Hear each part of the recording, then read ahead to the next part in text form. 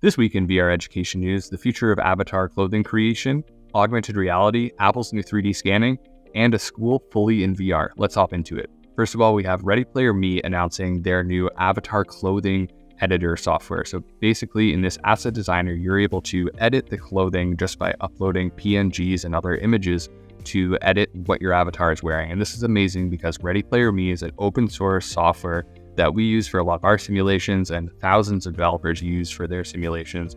And hopefully this will allow simulations to seamlessly connect so that you're transferring an avatar from one entertainment space into one education space into one social space, and being able to transfer the same avatar, same clothing throughout them. But especially in the education space, being able to have clothing that represents the person that you're training to be or that you are and training in, this just opens up so many possibilities to make your simulations much more relevant in the virtual world. Moving along, we have XREAL announcing their Air 2 and releasing it in China. And basically this is an augmented reality headset that looks just like sunglasses, but giving you all kinds of different augmented reality capabilities. And it is still very early stages, but unreal, now XREAL, has put out quite a few headsets over the past couple of years, and checking them out back in 2020, one of their original headsets at CES, we were very impressed here at XpertVR. So excited to see what the XREAL Air 2 has to offer, and just see how we're continuing to push forward the augmented reality space with very realistic looking glasses, so you're not wearing a big clunky headset walking around in public for augmented reality. Similarly, on the augmented reality space, obviously Apple has their Vision Pro headset coming out in a few months, and they have announced that their new iPhone, the iPhone 15 Pro, will allow you to capture 3D spatial videos that can be viewed within the Apple Vision Pro. This means you'll be able to walk around an environment and scan that environment, and scan what is going on in that environment, and bring it into your headset to rewatch that as a 3D spatial video. And this is amazing for educators that want to capture something that's happening in the real world and then share it with their students in a headset.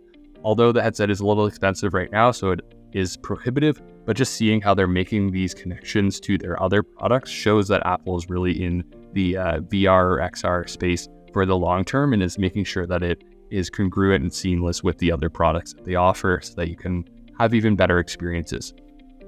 Then lastly, we have a Florida school announcing that they are going to have a fully virtual school. So this is a private school.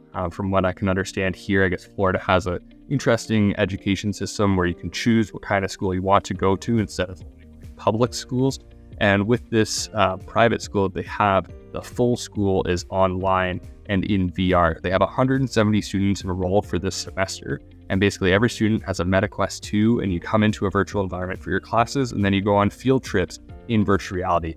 This is just very exciting to see as kind of an experiment of having a fully virtual school. We've seen companies like Victory XR adopting VR universities and introducing those as like used in some classes, but not right across every class within the school. So I'm curious to see how this is going to perform and how the students perform, comparing grades and things like that, as well as just seeing how this continues to grow as this becomes more popular and this technology becomes more accessible by schools at these levels in the K-12 space. So very exciting.